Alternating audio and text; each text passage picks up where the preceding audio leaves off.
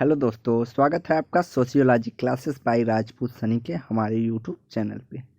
तो आज हम रिवीजन के पर्पज से दुर्खीम को बहुत शार्ट में देखेंगे। तो आइए देखते हैं। तो सर्वप्रथम दुर्खीम किस लिए फेमस है? तो दुर्खीम समाजवादी थे, जिन्होंने समाज को बहुत ही महत्वपूर्णता दी है, न कि व्यक्तिवादी है। वे हर जगह समाज को ही महत्व मानते हैं, तो समाज के ही दृष्टिकोण से उन्होंने अध्ययन किया है। तो आइए देखते हैं।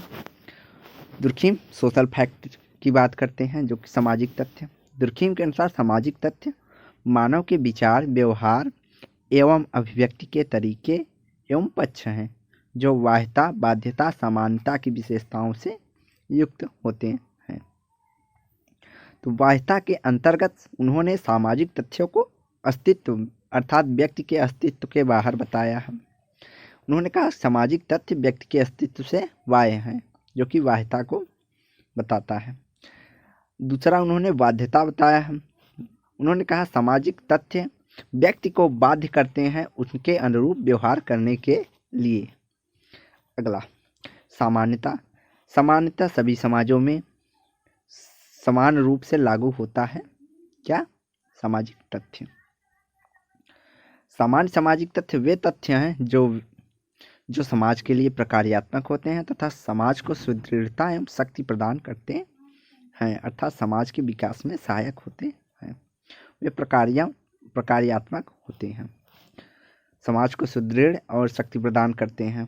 तो दुर्खीम कहते हैं कि सामान्य तथ्य वे होते हैं जो समाज के लिए प्रकार्यात्मक और समाज के लिए सुदृढ़ता एवं शक्ति प्रदान करते हैं।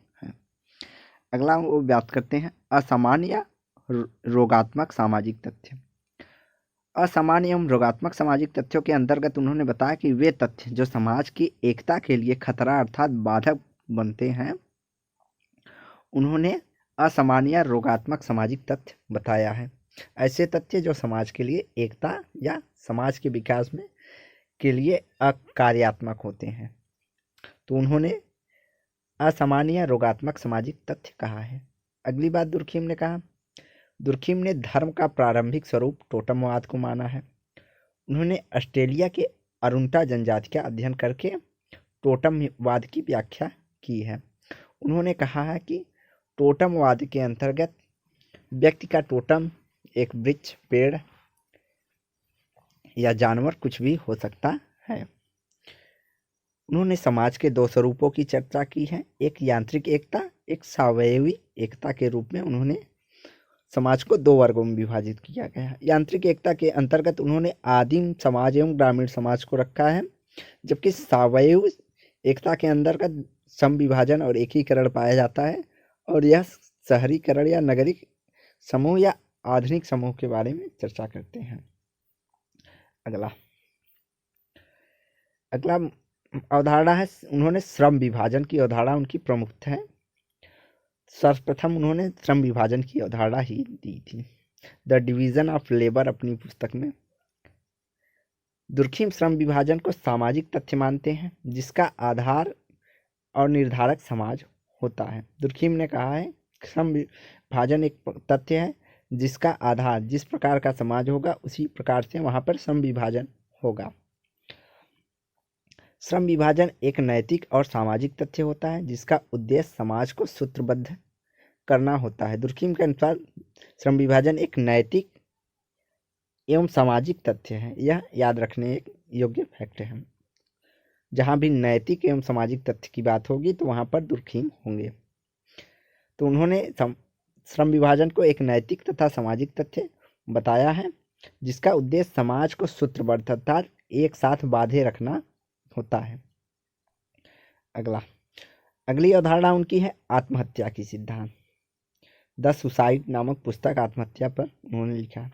उन्होंने कहा है व्यक्ति की वह निराशाजन्य क्रिया, दुर्खीम के अनुसार व्यक्ति की वह निराशाजन्य क्रिया जिसमें व्यक्ति को यह ज्ञात रहता है कि इस क्रिया के बाद उसकी जीवन लीला समाप्त हो जाएगी या अंत हो जाएगा, उसे उन्होंने आत्महत्या की संज्ञा दी है।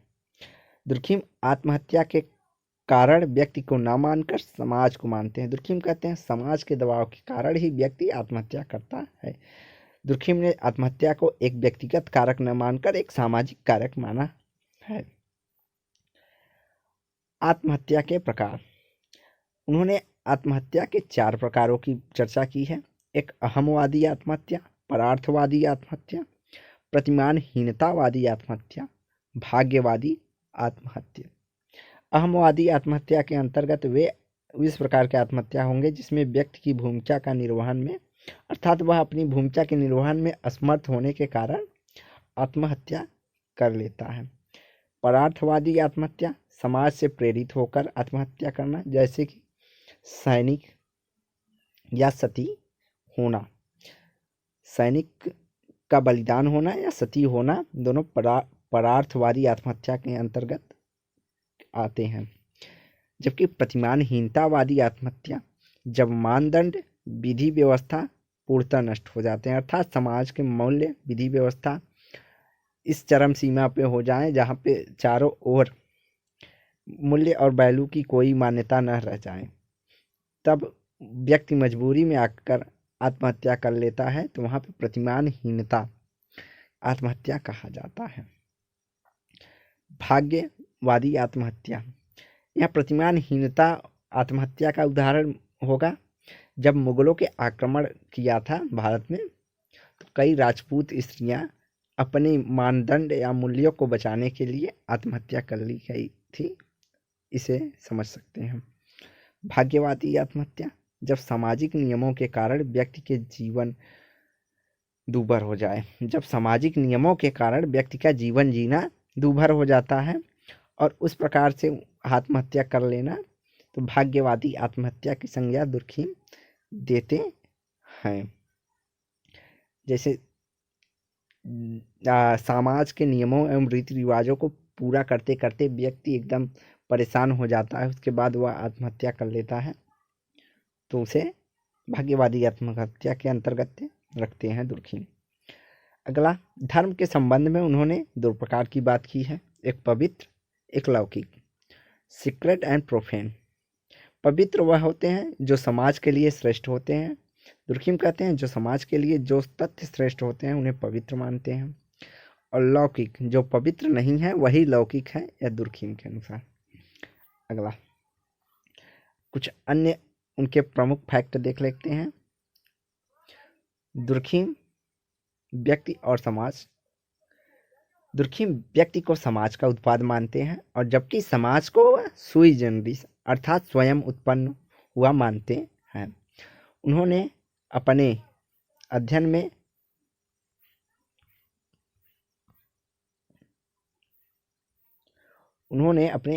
में प्रमुख परिप्रेक्ष्यों का प्रयोग किया है। समाजशास्त्री परिप्रेक्ष्य, प्रकार्यवादी परिप्रेक्ष्य, समाज पर बल और प्रत्यक्षवादी परिप्रेक्ष्य का प्रयोग किया है। और दुर्खिम को माना जाता है समाजशास्त्री के रूप में, प्रकार्यवादी के रूप में और प्रत्यक्षवादी के रूप, अर्थात दुर्खिम को हम समाजशास्त्री कह सकते हैं, प्रकार्यवादी कह सकते हैं और प्रत्यक्षवादी भी कह सकते हैं। अगला, सुई जनरिस। वह सुई जनरिस का अर्थ होगा वह जो स्वयं से उत्पन्न हो, जिसका अस्तित्व स्वयं में हो और जो अपने उद्भव तथा अस्तित्व के लिए दूसरों पर निर्भर न हो, अर्थात स्वयं से उत्पन्न हुआ। अगला उनका परिभाषिक शब्दावली है वैयक्तिक चेतना। किसी व्यक्ति का विश्वास, विचार एवं भावना वैयक्तिक चेतना की संज्ञा दुर्खिम ने दी है। दुर्खिम ने व्यक्ति इंडिविजुअल कॉन्शियसनेस और सामूहिक कॉन्शियसनेस की बात की है। 2 प्रकार की चेतनाओं की बात करते हैं। तो सामूहिक चेतना के अंतर्गत उन्होंने कहा है समाज या समूह के मान्यताएं, विचार या विश्वास को सामूहिक चेतना की संज्ञा दुर्खिम देते हैं। और एक अगला शब्द है उनका सामूहिक प्रतिनिधान, कलेक्टिव रिप्रेजेंटेशन। समाज का प्रतिनिधित्व करने वाली वस्तुएं, प्रतीक एवं विचार को सामूहिक प्रतिनिधान कहा है। दुर्खिम ने कहा है कि जो समाज के तथ्य, वस्तुएं, प्रतीक एवं विचार हैं, जो समाज का प्रतिनिधित्व करती हैं, उन्होंने उसे सामूहिक प्रतिनिधान कहा है। जैसे झंडा, राष्ट्रज्ञान आदि सभी लोग सम्मान करते अगला,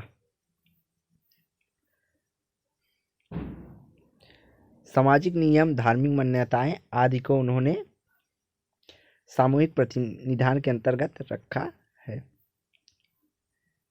विसंगति, एनोमी, समाज की वह स्थिति, दुर्खिम कहते हैं समाज की वह स्थिति जहां पर समाज के नियमों के बारे में मत भिन्नता या भ्रम उत्पन्न हो जा गया हो, वहां पे एनोमी होता है।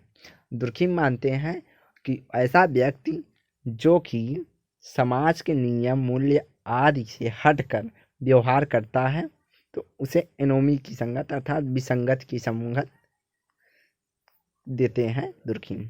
अगला, उन्होंने क्राइम, समाज के नियमों का उल्लंघन करना ही अपराध माना है।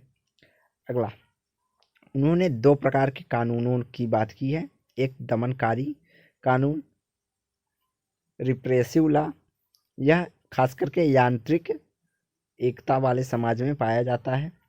कानून का वह रूप जहां व्यक्ति द्वारा किए गए अपराध को समाज के विरुद्ध अपराध माना जाता है और अपराधी को पूरा समाज बदला लेता है, अर्थात अपराधी से पूरा समाज बदला लेता है। ऐसी प्रथाएं प्राचीन समाजों में प्रचलित थी। हाथ के बदले हाथ, गले के बदले गले, ये दमनकारी कानून के उदाहरण हैं। अगला, प्रतिकारी कानून, वह कानून का वह रूप जहां पर व्यक्ति द्वारा किए गए अपराध केवल व्यक्ति के विरुद्ध अपराध माना जाता है, जो कि आधुनिक समाजों में पाया जाता है। और दुर्खिम की प्रमुख पुस्तकों के रूप में देखते हैं the division of labour in society, में इन्होंने श्रम विभाजन की बात की है। और कभी कभी पूछ लेता है कि दुर्खिम की सर्वप्रथम पहली पुस्तक कौन सी है, तो the division of labour in society 1893 में दुर्खिम की प्रथम पुस्तक थी। इसके अलावा उन्होंने the rules of sociological method 1895, suicide a study in sociology 1897, the elementary forms of the religious life 1912, इसमें से मुख्यतः the elementary forms of religious life यह इम्पॉर्टेंट है, और the division of labour in society, ये दोनों मोस्ट इम्पॉर्टेंट हैं।